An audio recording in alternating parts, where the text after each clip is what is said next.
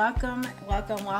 And I wanted to kind of go over how to fix an error that you might have made with your cards. And in this case, I didn't realize that I had run out of this craft cardstock. And I had a piece lying around and I was making another card. And I said, well, let me go ahead and use it. And I cut out a piece from it. Not realizing, of course, that I didn't have additional. And now I need it for another card. And embarrassingly enough, I said, well, let me see what I can do to fix it and work it out. So I cut out my card with the fancy dies from Crafting Desert Divas. And I used the same die that I cut out this piece with, and I had some extra white paper that I had around that I was using as a sample for my coloring. So we're gonna fix this because I just don't have enough cardstock right now, and I need to make my card right now. So I'm gonna place that in there. It doesn't really matter if it's face down, face up. Now, just gonna go ahead and tape that in there. Just kind of how you would your quilted overlays and stuff like that. Well, same thing. We're gonna make this work for us, especially because I really have no choice. Okay.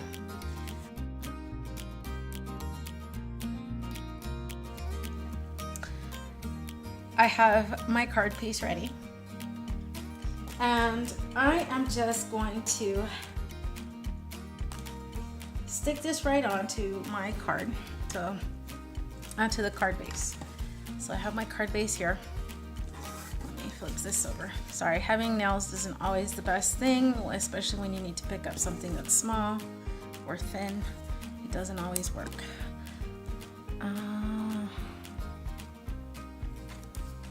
But it's good enough when you need to tear. So we'll just keep this going here.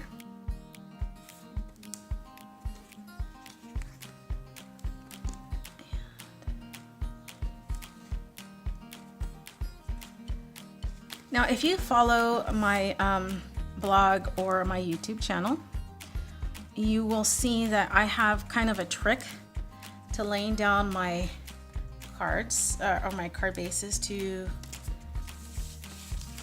my backing. And the way that works is most of the time most people peel off the whole entire thing here.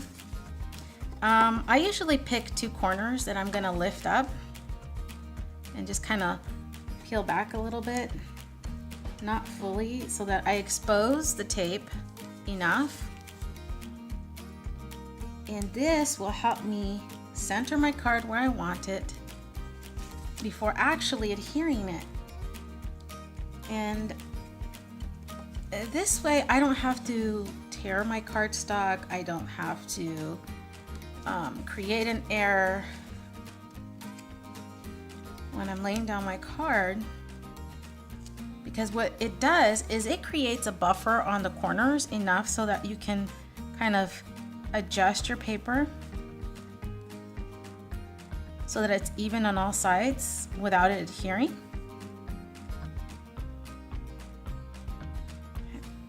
I think that's good.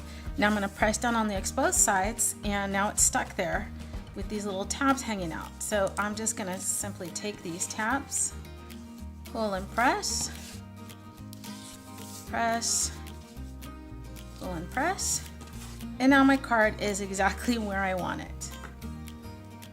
So the reason I put this piece in is because I am using printed paper, and because it's kind of flimsy, I don't want it to kind of push in and then into that little divoted area.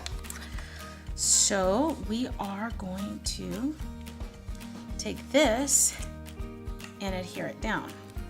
I'm going to use tacky glue for this, just because I want the whole thing to stick.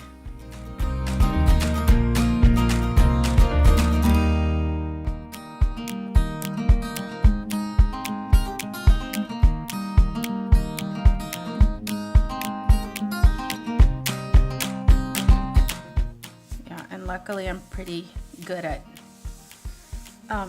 getting things kind of centered on the first try. So thank goodness for that. Otherwise, I think I would have made a mess with that right now. So here you have it. At least you have something that's usable. You can't see underneath. And now we can finally finish off our card. So I'm just gonna take my image, take some of my 3D foam tape here, and start adhering.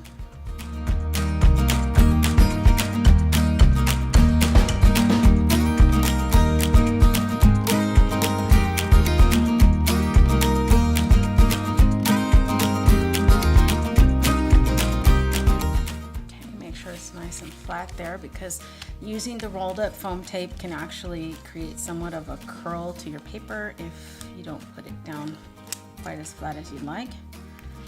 So and you can actually use the same technique if you wanted to, since I only have 3 strips that I did for the corners here, and then just lay down your image first before you pull the tape apart.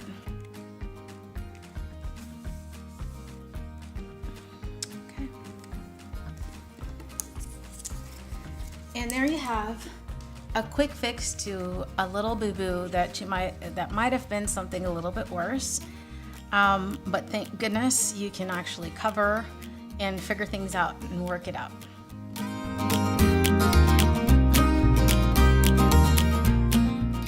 Thanks for watching HeartcraftPaper. For more videos and tutorials like these, don't forget to subscribe to our channel. Also, you can visit us at www.heartcraftpaper.com. Hope we see you there.